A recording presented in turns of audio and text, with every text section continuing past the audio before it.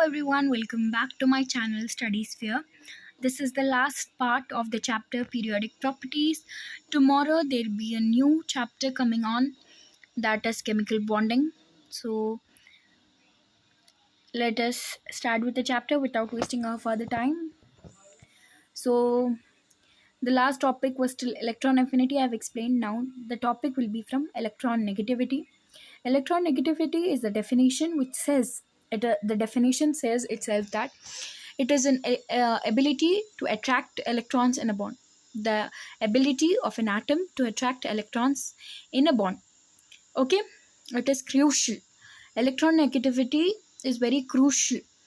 क्यों क्रूशल है ये बता रहा है क्योंकि ये हमें एक बॉन्ड टाइप समझना है. देखिए, जब आप नेक्स्ट चैप्टर पढ़ेंगे chemical bonding, what are types of bonds आप ये समझेंगे और बॉन्ड्स क्यों ज़रूरी है ये भी समझेंगे. इलेक्ट्रॉन नेगेटिविटी भी उधर आप क्लियरली समझेंगे. I am just giving you a very brief review about it, क्योंकि अगर आप यही यहाँ पे थोड़ा सा अगर आपको समझ में आ गया, इसका थोड़ा सा डिस्क्रिप्शन समझ में आ गया, you can definitely understand chemical bonding. वरना आपको वहाँ पे नहीं पता चलेगा कि मैं क्या कहना चाह रही हूँ, क्या मैं कह रही हूँ. ओके गाइस, चलिए पढ़ते हैं. ओके गाइस, अब यहाँ पे मैंने थोड़ा सा अपना पेन कलर चेंज किया कि लास्ट टाइम जब मैंने चेक किया वीडियो में तो ग्रीन कलर थोड़ा सा ऑकवर्ड दिख रहा था. Okay guys, now definition and significance हम पढ़ रहे थे, जिसमें मैंने कहा कि बॉन्ड टाइप के लिए इलेक्ट्रॉन नेगेटिविटी बहुत ज़्यादा क्रूशियल है. ओके, बॉन्ड टाइप के लिए पोलैरिटी. ओके, ये आप नेक्स्ट में पढ़ेंगे, नेक्स्ट चैप्टर में ये बहुत डिटेल में समझेंगे. केमिकल रिएक्टिविटी मतलब किस तरीके से एलिमेंट्स एक दूसरे के साथ रिएक्ट हो रहे हैं. Okay guys, now polling scale overview. ये मेजर करता है इलेक्ट्रॉन नेगेटिविटी को. तो क्या मेजर करता है? हमने अब तक कहीं भी ये नहीं पढ़ा कि इलेक्ट्रॉन एफिनिटी को ये मेजर करता है या हमने आयनाइजेशन को ये अफेक्ट करता है. नहीं, हमने ये सब कुछ नहीं पढ़ा. अब हम इलेक्ट्रॉन नेगेटिविटी में पढ़ रहे हैं कि पॉलन स्केल ओवरव्यू हमारे इलेक्ट्रॉन नेगेटिविटी को मेजर करता है और एक एटम की एबिलिटी कि कितने इलेक्ट्रॉन्स उन्हें अट्रैक्ट करके एक बॉन्ड बना सकता है. ओके, फॉर एग्जाम्पल हम ले लेंगे values range from 0.7 to 4.0 fluorine, the highest element. ये हमारे हाईएस्ट एलिमेंट है. ओके गाइस, हमारे पास क्या फैक्टर्स अफेक्ट कर रहे हैं इलेक्ट्रॉन नेगेटिविटी को? इलेक्ट्रॉन नेगेटिविटी हमारी इन्फ्लुएंस्ड है बाई एटॉमिक साइज. क्या एटॉमिक साइज है? वही हिसाब से अब मैंने जैसे कहा, एक एटम का जैसा साइज होगा वही उसकी अबाउट. अगर बहुत छोटा सा एटम है, it can not attract much electrons. Okay, अगर एटॉमिक साइज अच्छा खासा लार्ज है तो ये ज़्यादा इलेक्ट्रॉन से बॉन्ड बना सकते हैं. न्यूक्लियर चार्ज कितना, न्यूक्लियस और न्यूक्लियस एंड इलेक्ट्रॉन क्लाउड का कितना अच्छा सा अट्रैक्शन है, ये सब भी मैटर करता है. इलेक्ट्रॉन शील्डिंग, स्मॉलर एटम्स के पास ज़्यादा हायर न्यूक्लियर चार्ज होता है एंड लेस शील्डिंग होती है, लेकिन उन लोगों का स्ट्रॉन्गर अट्रैक्शन होता है. ओके गाइज, यही बता रहा है हमारा ये slide. Next slide is what about periodic trends in electron negativity.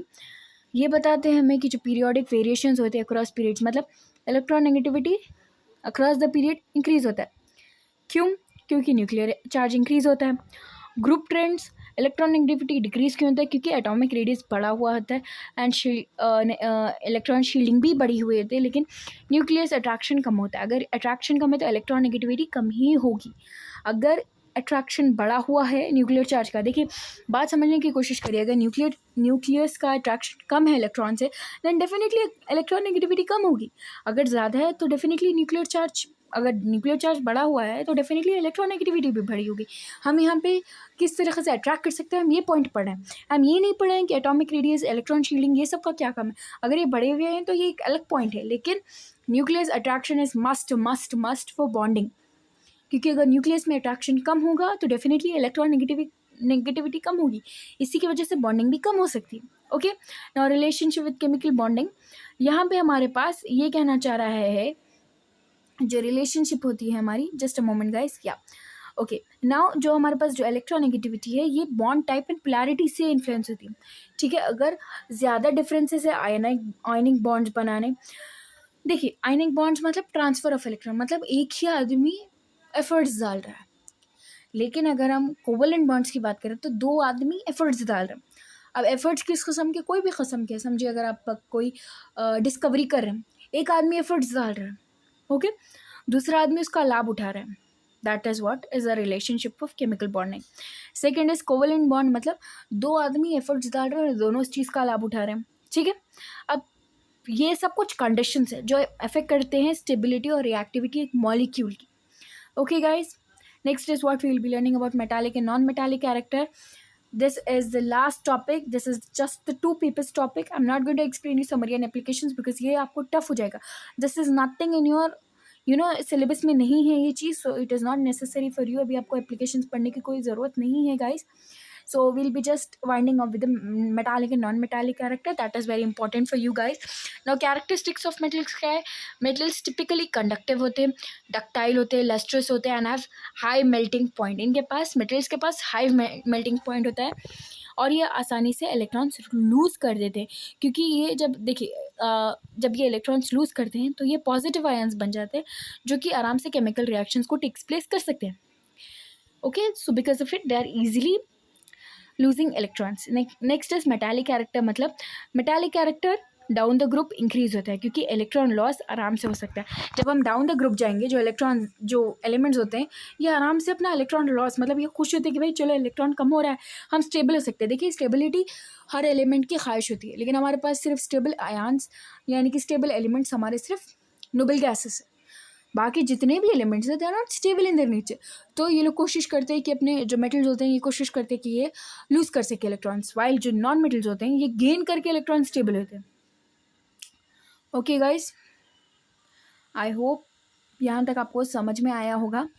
Okay, next is what, जब ये लेफ़्ट टू राइट यानी कि पीरियड में मूव करता है तो ये लोग डिक्रीज होते हैं क्योंकि यहाँ पे जो मेटल्स होते हैं ये अपने इलेक्ट्रॉन्स को टाइटली पकड़े हुए होते हैं कि भाई हम लूज़ नहीं करेंगे अपने इलेक्ट्रॉन्स. ओके, अब जैसे कि हम एग्जांपल्स ले लेंगे. Sodium show high metallic character. Sodium और इलेक्ट्रॉन का आप तो जानते हैं, सोडियम क्लोराइड NaCl, ये बहुत ज़्यादा strong it is very important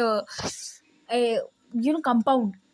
okay, transition metals जैसे कि आयन ये मॉडरेट मेटालिक ट्रेड्स करते हैं. मेटलॉइड्स जैसे कि आर्सेनिक बहुत कम मेटालिक कैरेक्टर शो करते हैं. ठीक है.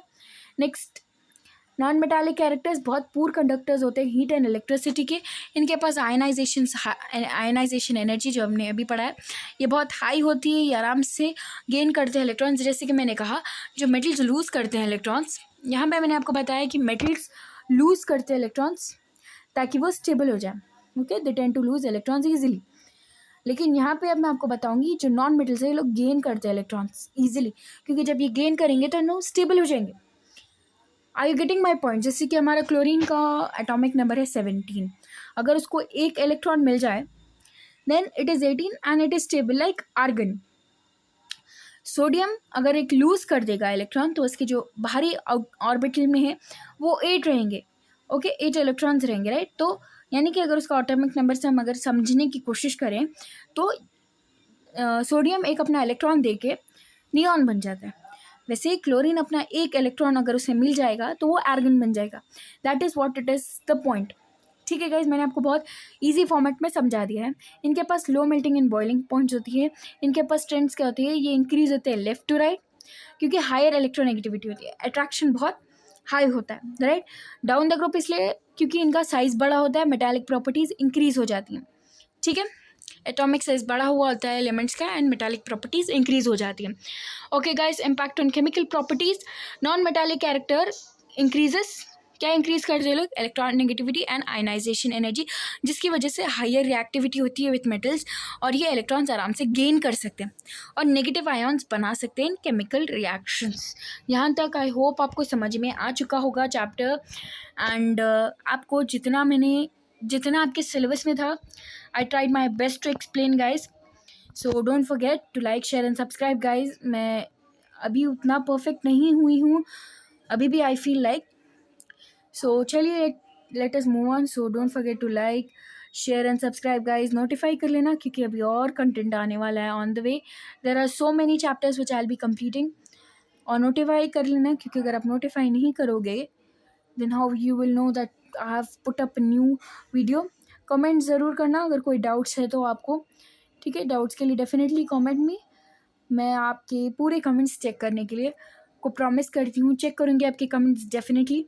सो For now, thank you guys. The chapter has been ended, and let's see if you have got my explanation. अगर आपको समझ में सब कुछ आया, प्लीज़ कमेंट में लिखना कि मेरा explanation आपको कैसा लगा. Your reviews matter me so much. आपके comments मेरे लिए बहुत ज़्यादा important है guys. Thank you so much, and I request you to please like, share and subscribe and comment me for any doubts, और notify करना मत भूलना guys, because there is so much content on the way. Thank you.